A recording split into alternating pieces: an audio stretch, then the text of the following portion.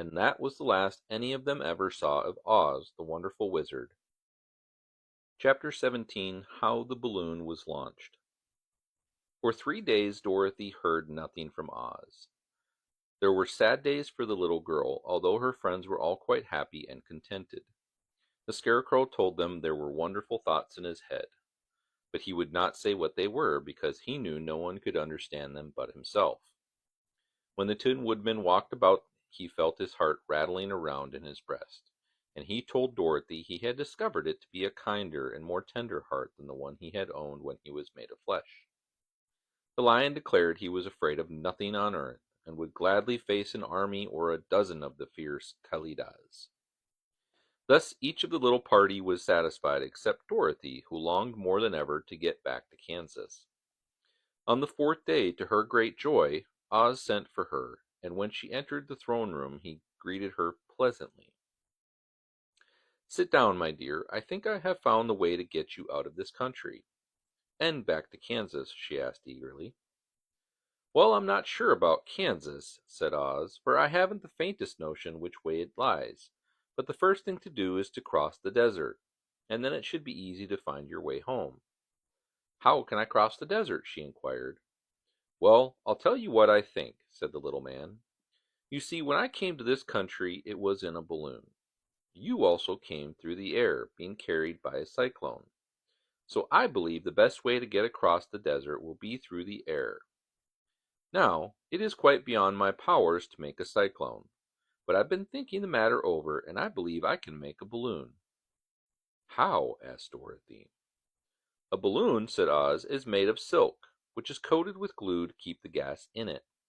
I have plenty of silk in the palace, so it will be no trouble to make the balloon.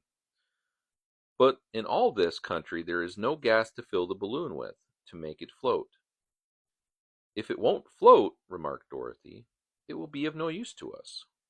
"True," answered Oz, "but there is another way to make it float, which is to fill it with hot air.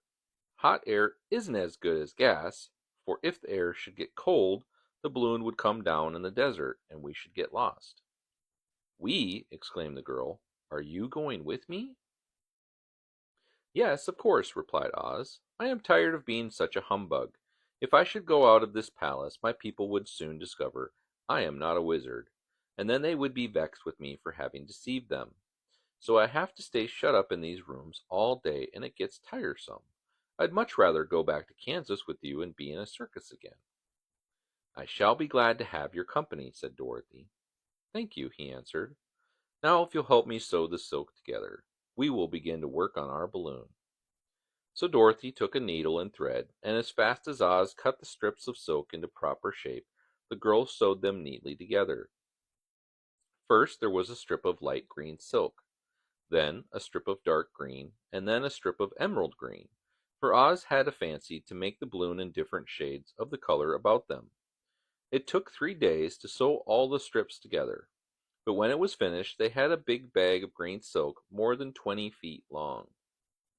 Then Oz painted it on the inside with a coat of thin glue, to make it air tight, after which he announced that the balloon was ready. "But we must have a basket to ride in," he said. So he sent the soldier with the green whiskers for a big closed basket, which he fastened with many ropes to the bottom of the balloon. When it was all ready, Oz sent word to his people that he was going to make a visit to the great brother wizard who lived in the clouds. The news spread rapidly throughout the city, and everyone came to see the wonderful sight. Oz ordered the balloon carried out in front of the palace, and the people gazed upon it with much curiosity. The Tin Woodman had chopped a big pile of wood, and now he made a fire of it, and Oz held the bottom of the balloon over the fire so that the hot air that rose from it would be caught in the silken bag. Gradually the balloon swelled out and rose into the air until finally the basket just touched the ground. Then Oz got into the basket and said to all the people in a loud voice, "I am now going away to make a visit. While I am gone, the Scarecrow will rule over you. I command you to obey him as you would me." The balloon was by the time tugging hard at the rope that held it to the ground, for the air within it was hot, and this made it so much lighter in weight than the air without that pulled it hard to rise into the sky. "Come, Dorothy," cried the Wizard, "hurry up, or the balloon will fly away." "I can't find Toto anywhere," replied Dorothy, who did not wish to leave her little dog behind.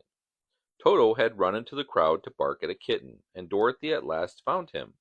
She picked him up and ran towards the balloon. She was within a few steps of it, and Oz was holding out his hands to help her into the basket, when crack went the ropes, and the balloon rose into the air without her. "Come back!" she screamed. "I want to go too." "Eh, I can't come back, my dear," called Oz from the basket. "Goodbye!" "Goodbye!" shouted everyone, and all the eyes were turned upward toward where the Wizard was riding in the basket, rising every moment further and further into the sky. And that was the last any of them ever saw of Oz, the Wonderful Wizard, though he may have reached Omaha safely and be there now for all we know. But the people remembered him lovingly and said to one another, "Oz was always our friend. When he was here, he built for us this beautiful Emerald City, and now he is gone, he has left the wise Scarecrow to rule over us." Still, for many days they grieved over the loss of the Wonderful Wizard and would not be comforted. Chapter 18, Away to the South.